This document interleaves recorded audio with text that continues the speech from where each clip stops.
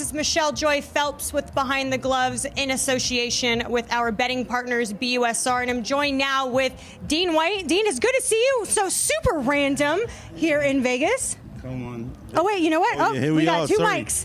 I've got my own mic. We don't even need to share. Yeah, I finally made it to Vegas. I've been in Mexico for 16 days, having a good time. You know. I was going to say, how was that? That was a good time. Yeah, had some trying to make some links and sort some stuff out, and that was good. Met some interesting and really nice people. And then I decided to mosey on down to Las Vegas over the next coming weeks. We've got some really good fights, starting with this weekend, and then next weekend we've got Devin Haney. So yeah, where else could we be? The mecca of boxing, as they say. So yeah, I thought I'd come down here. It's good to see that we're finally, slowly but surely, getting like fans back in attendance. I know this weekend with Ramirez versus Taylor, we're not going to get quite as many fans as we had, you know, a few weekends ago with Canelo versus Saunders, but we will, but we will be getting what I think it's about 2,000 people in attendance this weekend, somewhere around there. First, before we get on to, I really want to talk to you about what's going on the heavyweight scene, but I want to get your thoughts on this weekend's fight, Ramirez versus Taylor. Taylor, listen, he's got a great jab. He goes to the body well. And he just does really nice stuff. He rolls out his shots and creates the space and does some good stuff. I think it's going to be a great fight. I think mainly if he can keep him long, go to the body, touch him up, and just see if he can chip away and break him down. You know, I'm expecting him to do really good stuff because I feel like he's faced the better pedigree of fighters coming from, what's that competition? The World Boxing Super Series. Boxing Series. Coming from that, I feel like he's faced the better competition. The pedigree of guys he's faced, and the road he's took. Ramirez, listen, you can never write any Mexican off. Those guys, it's in their blood, it's in their DNA, it's in their heritage. They're warriors through and through. So, you know, we've seen what they've come and done time and time again. Let's start with Canelo. He's defeated many UK guys. We've had guys that's come to our shows in the UK, and those guys have come, and people don't really know about those guys, and they actually come and paste some of the good guys there. So, you know, we can never write those guys off. And it's good. Saturday night, we're going to have another tough cookie. He's going to come and bring it all. And he's going to have a whole country behind. I'm sure just like Taylor's going to have Scotland and the UK behind him. So, but it's going to be great. You know what I mean? Dean, I need to know, sort of first and foremost, how is Dillian? Dillian's fine. I spoke to him. I think it was yesterday morning. He's fine. I think he's just, you know, doing his stuff, training, ticking over, probably waiting for some news and stuff. But yeah, he's A-okay. Well, before or post-fight, Dillian was actually, Eddie was mentioning the idea of possibly getting Dillian against Deontay Wilder, but now we've seen those turn of events occur where Deontay Wilder has won his arbitration case, and just, I guess it was like 2 hours after Tyson Fury confirmed that, you know, he signed and he got off the phone with the Saudi prince, everything's good to go, and then boom, a bomb drops and basically changed the course of heavyweight boxing at the moment. We're now going to get Joshua versus Usyk, and the trilogy between Tyson Fury and Deontay Wilder here at the Allegiant Stadium in Las Vegas. So I just want to know what your thoughts are overall. Well, he's ruined the tea party, definitely. We had a good old English dust-up, good old tea party scheduled for August the 14th, and I think the whole world in the UK was chomping at the bits for it. And now, obviously, that fight's got to be done. And now, you know, there's a lot of people are annoyed. I'm getting so much messages saying, why don't Wilder just go back where he came from? Where's he been hiding all this time? You know, he just turns up now when the fight's just made, and then they were saying, no, they were offering him step aside, man. I said, listen, that guy's a guy of principle and honor.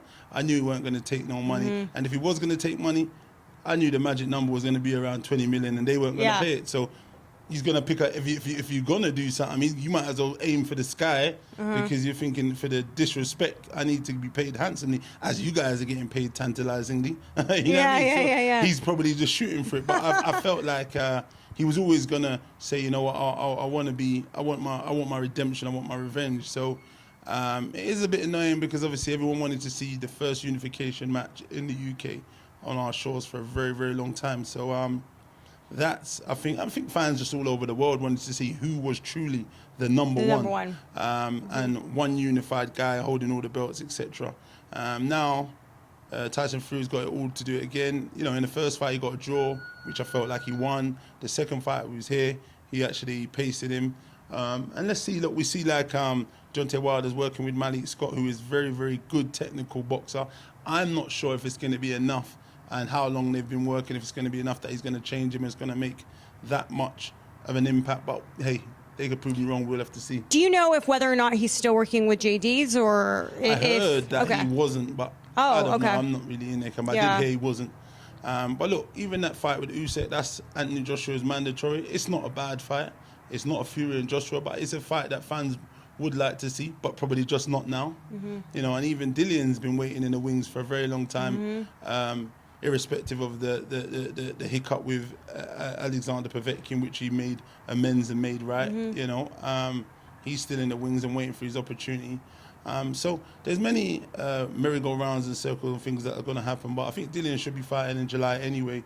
So all these guys are going to fight, and then we're going to see what the situation. And it might be back down to the same thing again, because Dillian was looking to fight maybe Deontay Wilder, Eddie mentioned, at the end of the year, November, December anyway. So it might be as you were. So I'm hearing that Usyk and Joshua, and then maybe they're talking about doing the other fight down the line. Obviously, being that if both guys get past the respective, you know, opponents they're in front of, the opponents they're in front, and obviously they're looking, you know, it's a bit, you can't look past anyone, but they are kind of saying, well, look, we believe we're number 1 and 2, and these guys, you know, we're going to beat them kind of thing. So that's what it is. But it's interesting. Do you feel the outcome can be any different for Wilder? I'm not sure if it can be. That's what I was just saying just now. I'm not sure if there's going to be anything in his locker different, if Malik Scott can bring something different. Malik Scott was an excellent boxer. He had all the skills in the world. I can't remember what they used to call him, 36-10 or whatever. You know, like the rounds, they used to call him that because he always used to win. Didn't know that. Yeah, he used to always win by the same scorecards. Okay. And he was something like 32-0. This is quite going back a long time before he actually lost. He ended up being like 37-0, and then went to the UK and lost to Derek Chisora in some bizarre fashion. And then Deontay Wilder in another bizarre fashion. And 2 coincidences. Interesting. But, you know, now he's the trainer. Hey, happy days. Yeah. I know. It's an interesting turn of events. I know that they are good friends, though. Yeah, they've been friends for a Obviously, Deontay feels like you can trust him. There's been a lot of movement and changes in his camp that can also play an effect on how someone performs ultimately. Absolutely. Because, you know, changing trainers, not just trainers, but changing really quite a few people in his corner can ultimately determine the outcome of how he performs. Yeah. I think what I would say is it's kind of a weird one, because Deontay Wilder had many excuses for why he lost and what was occurring around him. But the only thing and the only person that's still around is Malik Scott. He was a sparring partner, he was a close friend, he was a confidant.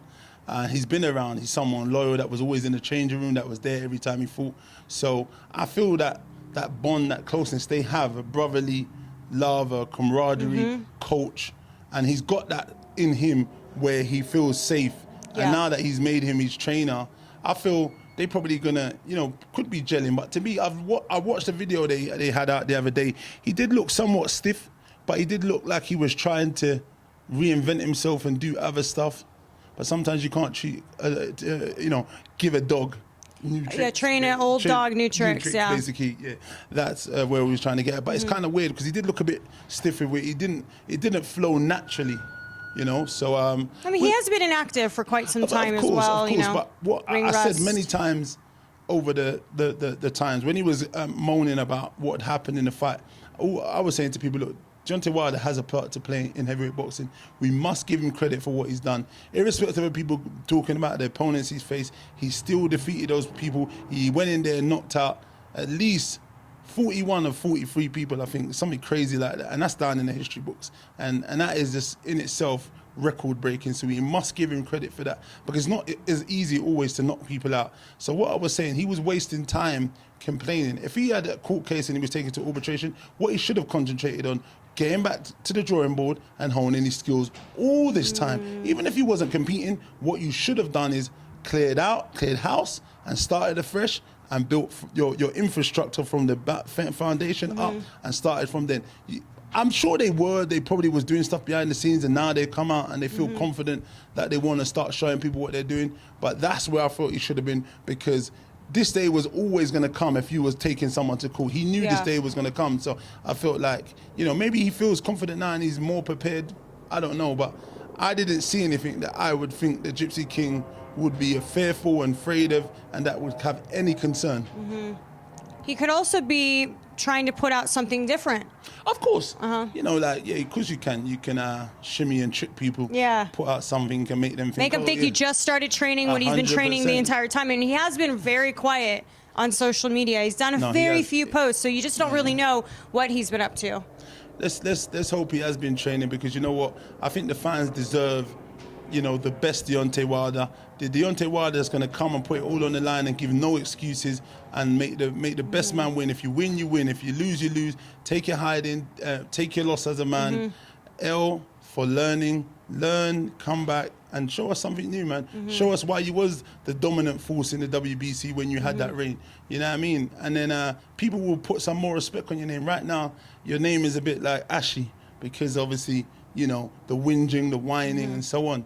And I'd like to see him back in the mix, because there's amazing fights for him, Dillian, Joshua, Usyk. There's so much fights for him. And he represents himself and Alabama and, you know, people, you know, around the world differently, because, you know, as African Americans or black folks in the UK and just boxing fans, period. You know what I mean? So I feel like, as a fan of boxing, because I'm a fan of boxing first and foremost, so I'd like to see him back in the mix, and these guys having big dust-ups and bringing good entertainment, so, you know, I can watch and commentate from my seat and have my fair share without taking the punishment. Yeah. Good business. Good business. Alexander Usyk, since his fight with Derek Chisora, he's been sort of sitting on the sidelines as well, because we weren't quite sure, or they weren't quite sure, what was going to happen with the undisputed fight. And what they were sort of holding off for ended up working out in their favor. They didn't end up signing to have an interim fight between himself and Joe Joyce. So here we are. How do you feel that Alexander Usyk's going to do against Anthony Joshua?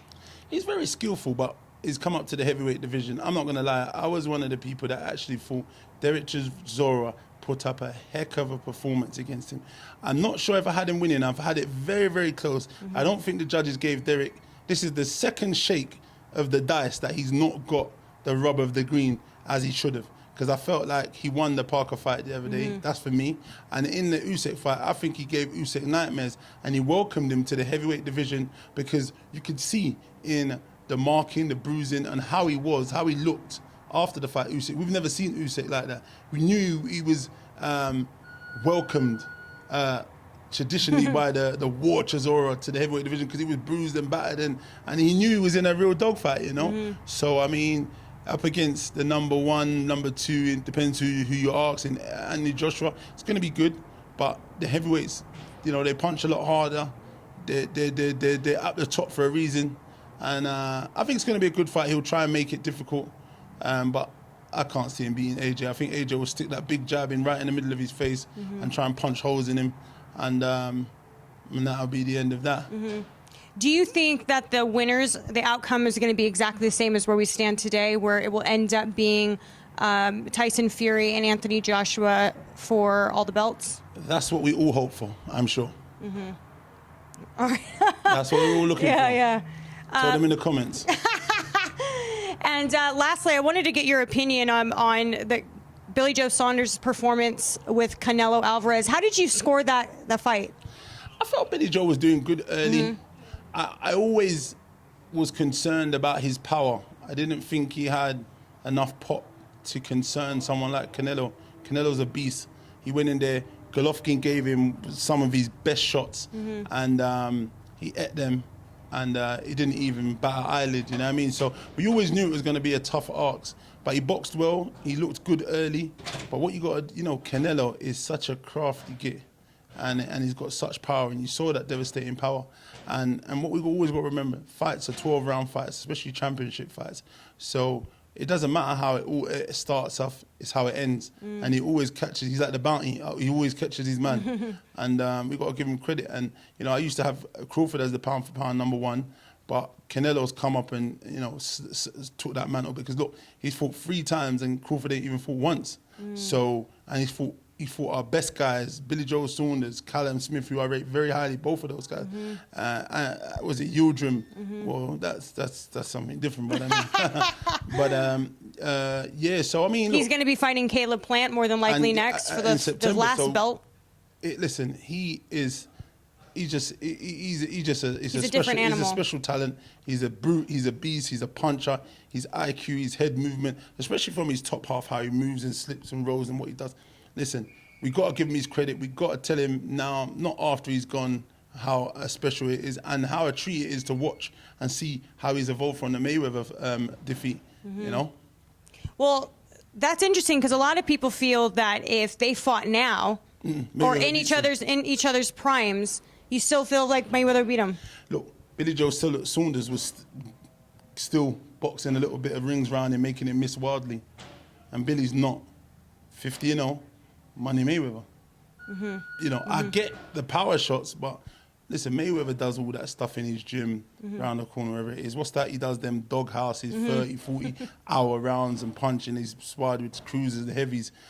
He's seen it all before. But I mean, I think it might be a bit more tighter and interesting, but I just feel Mayweather is just that special. You got eras of fighters, but to be honest, it's long to keep thinking that because look, he had his era, he's got his era now, and that's all that matters. He's the dominant force now in his era. Canelo's like the face of our time now, like of our era now. Yeah, Joshua is definitely a beacon in that as well. He's got that side, but Canelo is a special kid, in itself. So yeah. In regards to the eye injury, there was a lot of back and forth, different talks about it. Some felt that it was merited. Like, obviously, when you have an eye injury like that, it's not worth going blind over. At the same time, I feel like a lot of people were giving him a bit of a flack because of the things that he had previously said about Daniel Dubois. Being in that position, let's just say Dillian was at that position and you're in the corner, would you have done the same thing? I always look to preserve and think to the fighter to look forward to another day to do stuff. But Dillian's a warrior. He'd probably say, listen, go do one, man. Look after your own eye. You know what I mean? He's crazy, so he'd probably want to fight on. But, look, I think Mark Tibbs done the right thing because at the end of the day, and Ben, I think they done the right thing to call it because, look, a lot of people, this is what I explained to someone the other day. All of these guys who are in there, Daniel Dubois was in there with Joe Joyce. Who else has had these kind of eye injuries? There was someone else who had it. I can't remember. All these people, Kell Brook. Kell Brook was in with Golovkin, which is a very high elite guy. But none of them was in with the pound for pound #1 king, wrecking ball, wrecking machine, Canelo. And that's a big difference because guess what? He knows when to punch, when not to punch, and when to feint and when not to feint, and he would have caused some destructive damage. He ain't the pound for pound king for no reason. He would have done some absolute horror show. So I think not with someone like that. There's risks to take with certain guys, but the power he wields and his IQ, it was just not worth it because it would have. And you know what? Billy upset him because a lot of stuff he would say. He had a chip. He had a bone, an axe to grind. And boy, did he axe that bone. I know this is the first time we actually saw Canelo like that. You can see he was agitated. He's talking English a lot, man. Get out of here. Yeah. You want money, I know what you want. Get the fuck out of here. Get the fuck out of here. Canelo's on smoke. I like that guy. I like that new side of him. I like him expressing himself more. Eddie's brought it out of him. Eddie's done something. That the zone bag, man, that mullah, that becoming money. His own boss. Now listen, it's big business. Obviously Golden Boy's gone. I think he just said, listen, man, I'm not talking, man. You lot don't pay me enough, Golden Boy, man. So there we have it. Lastly, with Dillian, is there anyone in particular that he's looking at the moment? I think there was a few names. There was, but my brain is a bit of a sieve. Well, you're jet lag. Franklin. There's a guy named Franklin. He was 22 and 0. I think that was one of the names Eddie mentioned, or one of those guys mentioned.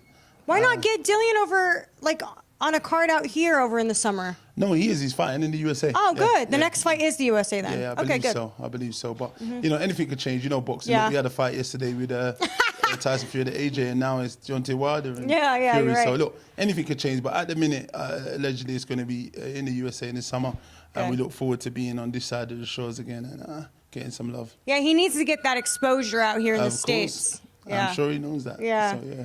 All right. Well, thank you so much for your time. I appreciate Thank it. you. It is hot as fuck in here, isn't it? Hot as hell. Woo! I'm And they about done to try- shut the door, too. I was like, man, I need that am breeze. Roasting. Welcome to Las Vegas. Welcome to Mexico. This is it, man. This is what it was. This is it was it. hot as that. So it's all good. I'm gonna go get some bag work and enjoy myself here in the furnace. Well, welcome to Las Vegas, and you'll be there Media Week, right? Yes. I Okay, will. fantastic. Amazing. Well, I'll see you there. All right. All right. cheers. Thank you for your time. All right. Bye, fans.